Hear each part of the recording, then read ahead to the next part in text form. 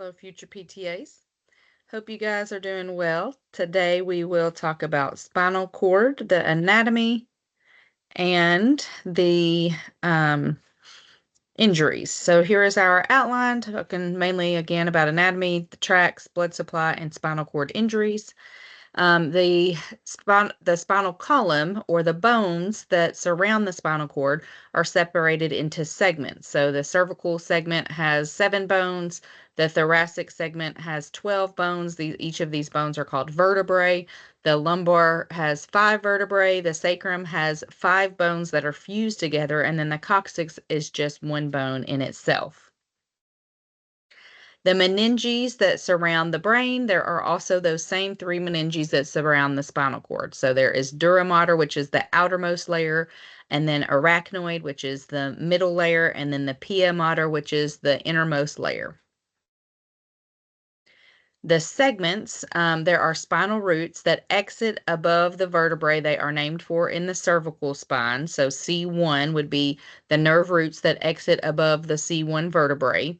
But then when you get to the bottom of the cervical spine, there's an additional nerve root called C8 that exits below C7. There is not a C8 vertebrae, and it then transitions to your thoracic spinal nerve roots, and all of those from there on down exit below the level they're named for. So T1 exits below the T1 vertebrae. So C1 exits above the C1 vertebrae, T1 exits below the T1 vertebrae, and L1 is the same way, below the lumbar vertebrae, the first lumbar vertebrae. So C8 is that extra spinal nerve root that's named for a bone that isn't there, and it exits below C7. The spinal cord ends at L1 and it begins to fan out, and that fanning of the nerves is called the cauda equina, the horse's tail. And although above that level, the spinal cord is considered the central nervous system and upper motor neurons, the cauda equina and below are actually lower motor neurons. They are more so peripheral nerves that just travel in the spinal column before they exit. So that's one difference with the cauda equina. With the anatomy of the spinal cord, the white matter is made of the axons. Remember, the myelin sheath that wraps around the axons to increase nerve conduction velocity is white, and so it creates the white matter. The gray matter is the cell bodies and the dendrites. Within the gray matter, there are 3 different anatomical divisions. So the very back part is the dorsal horn, and that has your afferent or sensory neurons traveling, or the cell bodies, so the nerves of those there. And then the lateral horn has your autonomic neurons, and we will talk about the autonomic nervous system later in a different lecture, but we'll go through it today as well. And then the ventral horn, which is the most anterior portion of the gray matter, and it has your motor neurons. The ventral horn exists from T1 to L1, and then it stops, and then it starts again, S2 to S4. So the areas below are considered lower motor neurons, which I'm not sure that belongs right there, but I already said that, so you understand. Ascending tracts, these are the tracts that go from the body up the spinal cord into the brain to give your brain input about sensation. So these are your feelings. So the reason they're ascending is because they're coming from the body up the spinal cord to the brain. The dorsal columns, so now I'm going to go through the tracts and what they do. That is responsible for 2-point discrimination, vibration, and proprioception. The lateral spinothalamic is responsible for pain and temperature. The anterior spinothalamic is responsible for pressure and touch. And then the spinocerebellar is for unconscious proprioception.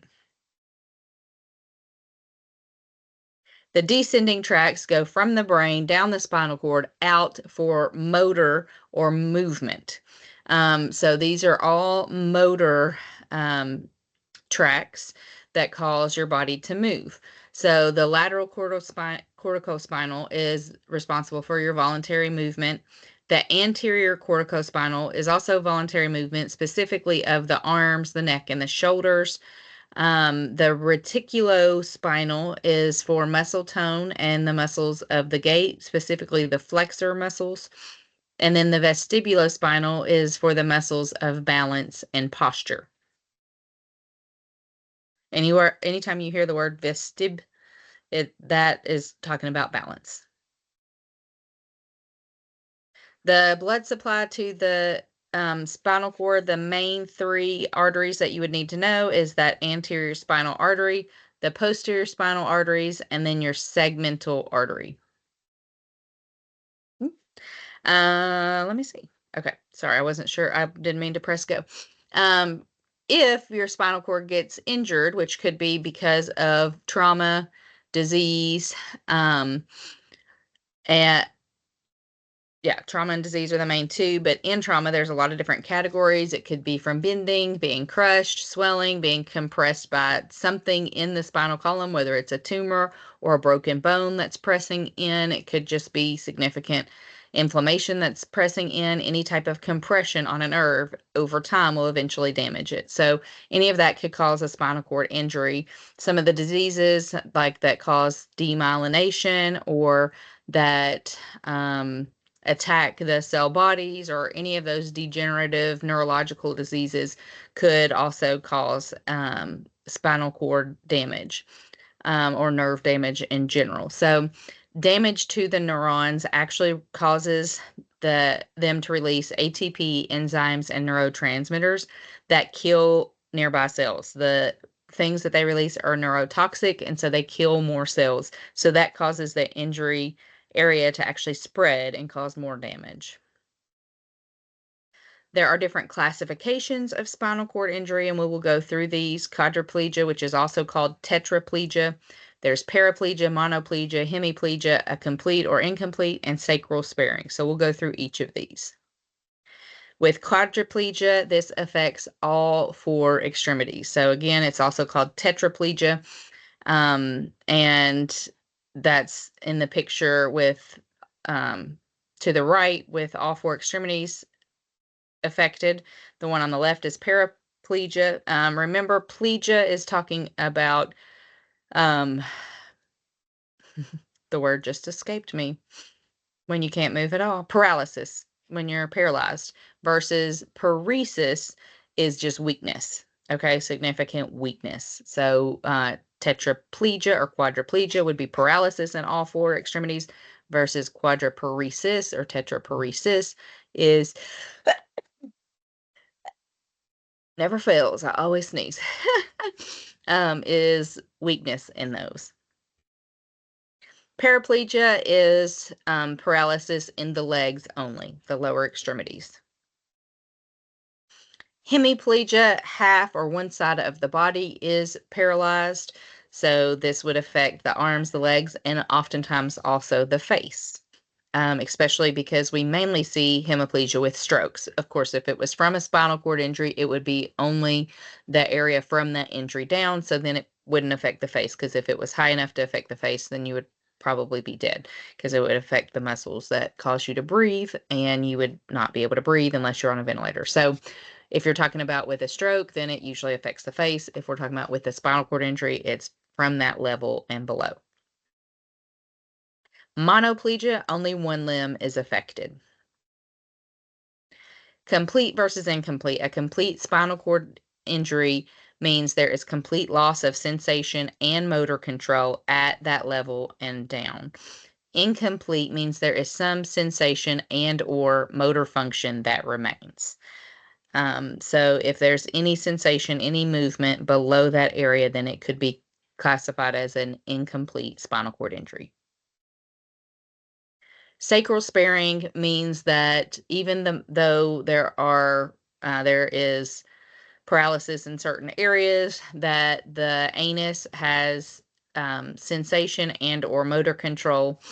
And so the importance of that is whether or not the patient will be able to have a controlled bowel movement or will need to do some type of a bowel and bladder stimulation program in order to do a reflexive bowel movement. So it's really important when you are grading, which we don't usually do unless you're a PT that works in just a neurological setting. A lot of times the MD, the medical doctors are doing that, but they do testing to determine the sensation and or motor function of the anal sphincter because that's really key in diagnosing if it's a complete or incomplete spinal cord injury.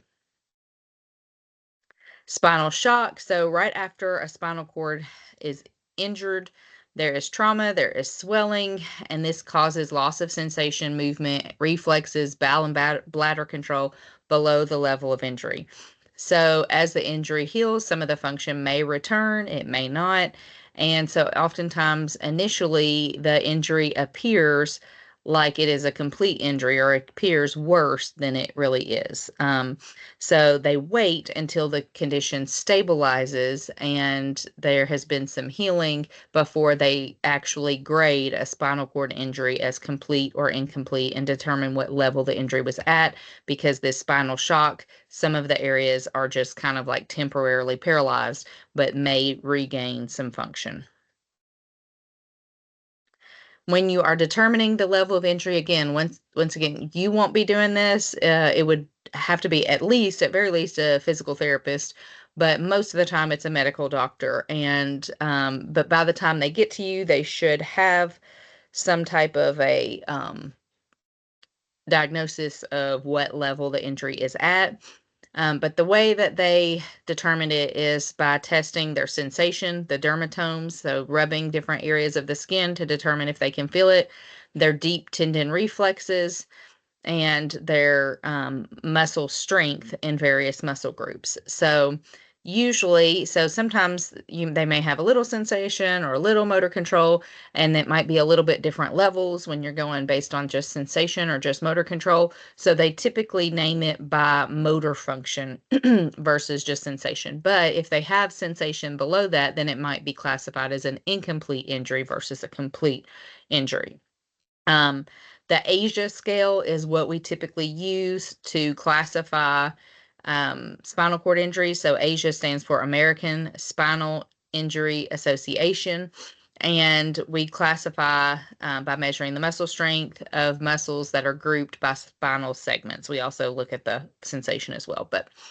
And then the ASIA level indicates what key muscles are available for functional mobility. So based on what level of injury it is, then you know that triceps are available and the patient should be able to do a manual wheelchair, or grip strength is available and they should be able to control a power wheelchair, or trunk stability, trunk core muscles are available and they should be able to sit upright without back support, or, maybe a hip flexor is available and they're able to do some movement of their legs in order to assist with a transfer. So all that is really key when you're doing functional mobility with a patient, understanding the level and what key muscles are available for their mobility. Complications related to spinal cord injury, pressure sores. So that's the breakdown of the skin. So naturally, when we are sitting, after a while, we get uncomfortable because the area with the pressure on it is has less oxygen. It is actually pushing the blood supply away from that area, so less oxygen is getting delivered. Over time, your brain gets a signal and says, this is uncomfortable, and we naturally just shift so that we don't develop pressure sores. We don't cause our skin to break down from lack of oxygen. If we were to sit in one position for a really long time and just completely ignore our brain signals saying that we're uncomfortable, then eventually our skin is actually going to break down. So when you don't have that signal because you don't have sensation in that area, if you don't make yourself reposition and do some type of pressure relief every so often, when you're sitting up, it needs to be every 15 minutes. When you're laying down, every 2 hours. If the patient is not repositioned that frequently, then their skin will begin to break down and eventually cause open sores that we call pressure sores or pressure ulcers. Um, Heterotropic ossifications are calcium buildup within muscles as they're not being used.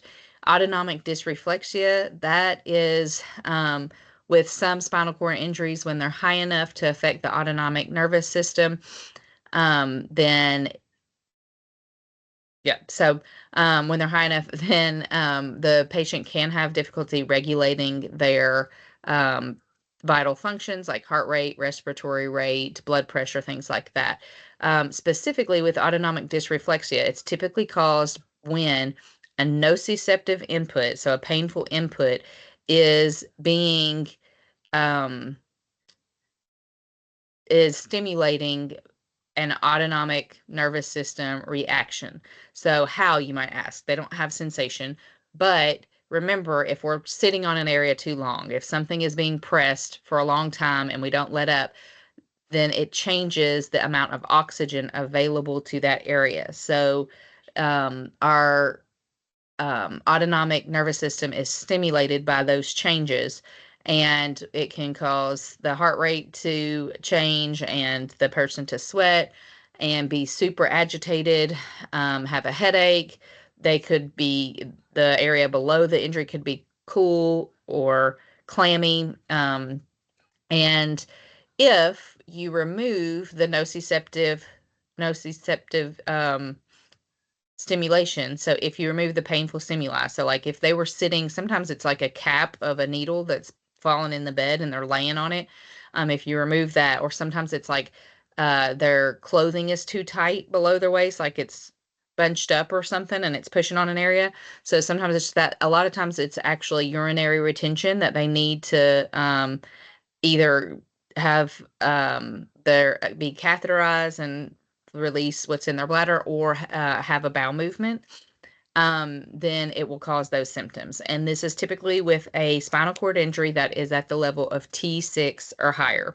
So one thing that I remember when I think about autonomic dysreflexia, if you have ever had like a stomach bug and you had to poop like way super bad, but you like maybe were in the car or somebody was in the bathroom and you couldn't get there in time and you start like sweating and kind of like freaking out on the inside. That's kind of how what happens is, but they don't know why. Like they can't feel that they need to poop, or they can't feel that they need to adjust and not be laying on an area and that the skin's starting to break down, or that something's too tight and constricting their blood flow in an area. And so, but their body still responds that way. So that's how I kind of remember what autonomic dysreflexia looks like and feels like, is that same sensation and what happens to your body, that sweating and that like agitation of when you really, really got to go to the bathroom and you can't. um, Spasticity is another complication of spinal cord injuries, loss of bowel and bladder function, as well as sexual function, and then contracture. So, all of these could happen with a patient. Not every patient will experience all of these, but these are some of the common complications that you'll see. Types of spinal cord injury. So, one is Brown-Séquard syndrome, and that's when one side of the spinal cord has been injured and it causes loss of sensation on one side of the body and loss of motor control on the other side of the body. One very interesting thing that is seen with spinal cord injuries is that even if somebody technically has motor control, but they lose sensation, let's say in their legs or whatever, a lot of times they're unable to still use them functionally, like to walk or something, because they don't have any proprioception. So it's like walking when your foot is asleep, how you fall, because like your body isn't getting that awareness of where your foot is. Even though you still have that muscle strength there, it's very hard to walk when your leg is asleep. So it would be like walking with both legs asleep. It's very hard. So a lot of people that have loss of sensation in an area still have loss of really function because they don't have proprioception to be able to functionally use it. Then the central cord syndrome has loss of sensation in the arms and loss of motor control in, sorry, loss of sensation in the legs and loss of motor control in the arms. Posterior cord syndrome is loss of sensation only and not motor function, which once again still causes decreased functional mobility.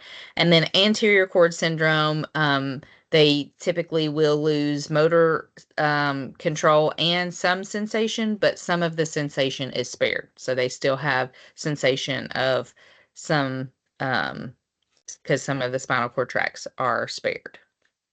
Let's see. I think I had one little note at the, nope, I didn't have any notes.